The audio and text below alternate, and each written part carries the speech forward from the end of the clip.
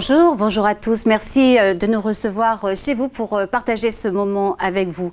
La semaine dernière, donc, nous avons abordé les vœux pris par un moine dans la tradition du Mahayana ainsi que les règles de vie à respecter dans un monastère. Nous continuons aujourd'hui avec Roland Reich, cette découverte de la vie monastique, d'une part car souvent les moines de la tradition zen mènent une vie sociale très active et d'autre part car certains de ces vœux, certaines de ces règles peuvent être également mises en pratique par tout laïc qui souhaite évoluer et progresser sur la voie spirituelle.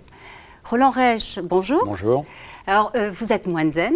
Oui. L'un des principaux responsables de l'ACEDI, l'Association Zen Internationale, et vous enseignez donc en Europe, en France et notamment à Nice où vous dirigez le dojo et où vous résidez. Alors, la semaine dernière, on s'est arrêté sur l'importance du SAMU, du travail. Alors le travail, c'est vrai qu'au monastère et dans la vie sociale, c'est quelque chose de fondamental. Tout à fait, oui. D'abord, pour l'équilibre même du pratiquant, seulement méditer risquerait d'être trop détaché des phénomènes de la vie concrète et de la vie avec les autres, alors que dans le travail, il y a immédiatement une implication à la fois dans une tâche collective et en même temps la nécessité d'être totalement attentif à chacun de ses gestes, d'être présent à ce que l'on fait et surtout, dans un SAMU, dans un monastère, c'est le non-choix de l'activité qui est très important. Beaucoup de gens souhaitent se réaliser à travers leur vie professionnelle en faisant le métier de leur rêve. Le moine zen, lui, ne choisit pas. C'est-à-dire qu'il n'y a pas de saut métier, en quelque sorte. Il n'y a pas de saut travail. C'est-à-dire, dans un monastère, aller balayer les toilettes, travailler dans la cuisine, faire le ménage. Tout cela est une pratique de Bouddha. C'est une pratique dans laquelle on peut être totalement, corps et esprit en totale unité, ici et maintenant, avec ce que l'on fait. C'est un aspect fondamental de l'éveil, d'être totalement présent à la vie de chaque instant, et en même temps de faire ce travail sans attente de récompense, de promotion, de profit, mais le faire au contraire avec un esprit de don, de pousser pour la communauté et finalement pour tous les êtres. Et c'est un travail spirituel fondamental. Donc c'est un gros travail sur l'ego, en fait, sur l'oubli de soi. Absolument, absolument. Mais sans renier ce que l'on est pour autant. Ça, c'est important, parce que souvent les Occidentaux ne comprennent pas forcément la nuance. Mais il ne s'agit pas de renier ce que l'on est, il s'agit d'être ce que l'on est fondamentalement. Voilà.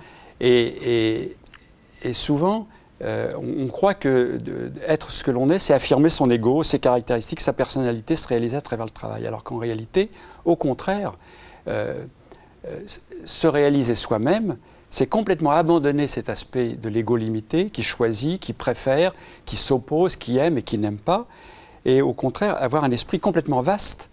C'est un des aspects fondamentaux d'ailleurs de la fonction de Tenzo dans un monastère, qui est de réaliser cet esprit vaste, c'est-à-dire l'esprit au-delà du choix, qui aborde avec équanimité toute tâche, toute personne, toute action, tout objet, et traite chaque chose avec le même respect, que ce soit un champignon, un grain de riz, un mets succulent à préparer, que l'on s'adresse à quelqu'un qui a une fonction subalterne ou que l'on s'adresse au chef du temple, être vraiment dans cet esprit de non-discrimination. Voilà, il y a une égalité en fait. Voilà, et c'est là qu'on se réalise soi-même véritablement, fondamentalement, beaucoup plus qu'à suivre ses propres préférences. Alors comment ça se passe pour un moine qui a choisi aussi de vivre dans la société et qui se trouve confronté en permanence au désir, à la société de consommation, à toutes ces choses-là finalement qui font la vie. On peut être confronté aux objets de désir, on n'est pas obligé de les suivre.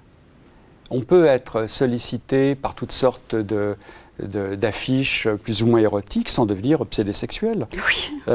On peut être dans une société où beaucoup de gens sont avides de faire fortune et faire son travail avec un esprit de désintéressement, non pas de refuser tout salaire ou toute rémunération, bien au contraire, avoir un salaire juste pour ce que l'on fait, voilà, mais que ça ne soit pas le moteur de notre action. Le moteur de notre action, c'est vraiment l'accomplissement spirituel qui se réalise à travers le fait de donner son attention à ce que l'on fait et de le dédier aux autres.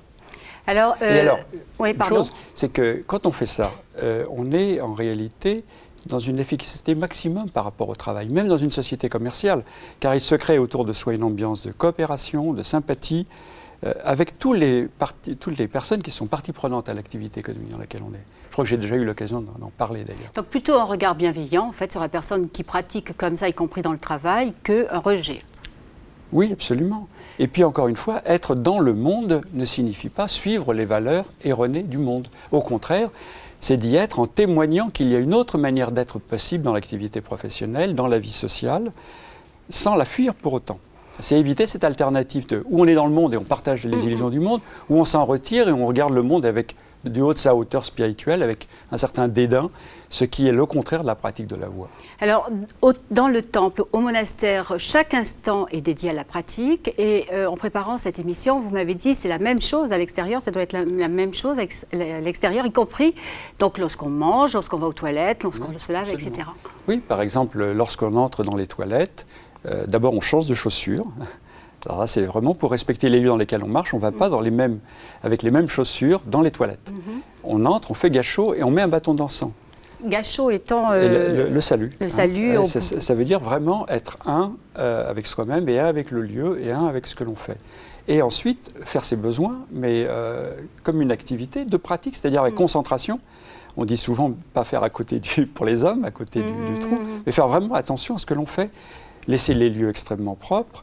Et être vraiment même dans une bonne posture à ce moment-là. Et ça montre être bien là comme si on était... sur le safou. Oui, absolument. Ça montre bien qu'il n'y a pas de discrimination, justement, grâce à la pratique, et qu'il y a une espèce d'égalité. Les toilettes sont un dojo. Quand on va pour prendre un bain, c'est vraiment une cérémonie au Japon, dans un temple, c'est le soir, après le dîner. Eh bien, on va dans le Ofuro. Avant de prendre le bain, on se prosterne complètement en senpai, une prosternation. Ensuite, on enlève ses vêtements avec beaucoup de délicatesse, on les range bien, on fait attention de ne pas déranger les autres. Et ensuite, on va prendre son bain, et quand on se douche, on se douche avec une écuelle, on fait attention de ne pas gaspiller l'eau, on fait attention de ne pas salir l'eau du bain parce que d'autres viennent se plonger dans la même eau. Alors justement, il y a tout un aspect de respect de toute chose. La moindre goutte d'eau, les gens qui sont autour de nous en train de faire leurs ablutions, etc. Ce sens du respect dans ce monde où il y a de plus en plus d'incivilité, de violence et d'irrespect, c'est fondamental de le pratiquer dans toutes les petites choses de la vie quotidienne. Donc c'est à la fois beaucoup d'exigences par rapport à la discipline, l'extérieur mais aussi l'intérieur. Il n'y a pas de différence entre les deux. L'intérieur et l'extérieur se correspondent sans arrêt. C'est ça qu'il faut bien faire comprendre. Absolument. Parce que c'est les gens qui ne comprennent pas souvent que c'est la même chose. Et l'importance de la propreté, donc, etc. et de l'ordre, je suppose. De l'ordre. Dans un monastère, tout doit être, notamment dans la cuisine, c'est un des préceptes du tenzo, du cuisinier, donc. Chaque chose doit être à sa place. D'abord, ça évite de perdre du temps, ça permet de travailler avec un esprit harmonieux, car quand tout est harmonieux autour de soi, l'esprit aussi devient harmonieux. Si on entreprend un travail, si on s'installe à son bureau pour faire un travail et qu'on a des papiers partout, qu'on met un quart d'heure avant de trouver le document qu'on cherche, on ne peut pas travailler d'une bonne manière. Donc, en chaque chose, mettre chaque chose à sa place, c'est vraiment la pratique de la voie. Mais on nous traite de maniaque, car c'est comme ça. Non, parce que maniaque, c'est pathologique. Maniaque, c'est la personne qui est attachée. C'est-à-dire que si le stylo, au lieu d'être là, il est là, il va s'énerver. Non, ça ne va pas jusque-là. Simplement de l'ordre, de l'harmonie, mais sans attachement. C'est très fondamental. Toutes les règles dont on parle, si on s'y attache, ne sont plus une pratique d'éveil, ne sont plus un facteur d'évolution spirituelle, mais au contraire renferment l'esprit dans une prison étroite où on croit être dans la voie parce que l'on applique parfaitement des règles. Et à ce moment-là, ça devient une pratique d'un zen militaire qui n'est pas la voie du Bouddha, qui est une illusion totale. Roland, donc l'intérêt de passer de la vie monastique comme ça à la vie laïque, c'est que finalement, on apprend le lâcher-prise, la non-saisie, le non-attachement, etc. Mais on sait que certains moines peuvent être mariés. Alors l'attachement dans ces conditions, qu'est-ce qu'on en fait? Eh bien, il y a de bons attachements. Non, mais par exemple, l'attachement, c'est fondamental quand on fait des enfants. Si un père ou une mère n'est pas attaché à son enfant, l'enfant ne peut pas survivre, ne peut pas se développer. Donc, il y a un bon attachement qui n'est pas un attachement égoïste, mais qui est un amour vraiment porté à un être qui a besoin de cet amour pour se développer. Et à ce moment-là, ce n'est pas de l'attachement, c'est un amour généreux, un amour bienveillant, de don, de prendre soin de l'autre. Et ce n'est même plus l'attachement. Le non-attachement ne veut pas dire se désintéresser des autres, mais ne pas être en relation avec les autres pour ce qu'ils vous apportent à soi-même, qui est le contraire du véritable amour. Donc on peut tout à fait mener une vie de famille en étant moine, parce que la vie de famille, c'est véritablement l'occasion de pratiquer le don, la vigilance, l'attention à l'autre, la générosité, prendre soin de toute la famille, c'est une pratique de moine. D'ailleurs, une des principales qualités du tenzo, du chef de cuisine dans un monastère, c'est l'esprit, on appelle ça le roshin, c'est-à-dire l'esprit parental, l'esprit d'une mère pour ses enfants. Il doit traiter tous les êtres, et même les objets, même les casseroles, toute chose, même un grain de riz, comme la chose la plus précieuse, comme la prunelle de ses yeux. Et pour désigner cet esprit, on dit que c'est l'esprit parental. Donc l'esprit parental, c'est l'esprit du moine. Ouais. Alors, cela dit, on peut se demander si des moines qui ne sont pas confrontés à la vie de famille, puisqu'ils ont pris des vœux de chasteté, par exemple, peuvent vraiment comprendre et tous les tourments, toutes les souffrances, tous les écueils que peuvent rencontrer des parents. Oui, c'est vrai. C'est une des raisons pour lesquelles nous pensons, dans l'esprit du bouddhisme Mahayana, que même si on prend des vœux de chasteté, il vaut mieux que ce soit des vœux temporaires, pendant lesquels on va être vraiment chaste, par exemple le temps d'une séchine ou le temps d'une vie dans un monastère pendant 3 mois, 6 mois, 1 an, et puis, mais qu'on connaisse aussi ce que c'est que le désir sexuel, l'attachement sexuel, ne serait-ce que pour comprendre les autres, bien sûr, mais aussi pour comprendre comment ça peut devenir des sources de souffrance, autant que d'épanouissement. Le Bouddha, d'ailleurs, disait qu'un moine doit comprendre réellement le désir et le plaisir sexuel. Sinon, il ne peut pas comprendre à la fois comment ils peuvent être un danger, exactement, et comment aussi ils peuvent être, si on est un disciple laïque, mais suivant les préceptes du Bouddha, une occasion de manifester son amour. Alors, il faut rappeler que le Bouddha a été marié et qu'il a eu un enfant. Oui. Aussi quand même, c'est ce qui est important. Donc, par exemple, dans le bouddhisme tibétain, entre guillemets, il est recommandé de s'endormir d'une certaine façon. Est-ce la même chose dans le zen? Comment ça se passe? Oui, oui, il y a même une petite prière avant de s'endormir qui est qu'au moment où on s'endort, on fait le vœu que tous les êtres puissent s'éveiller.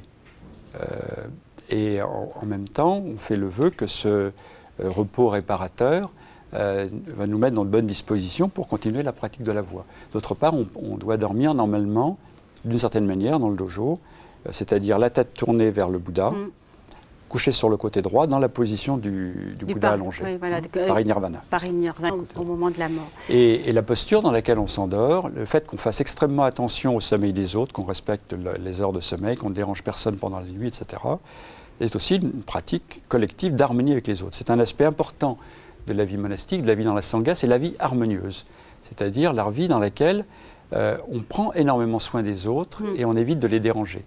Et ça peut se pratiquer dans la vie laïque, dans les transports en commun, dans le fait de conduire sa voiture, respecter les règles de civilité, être patient.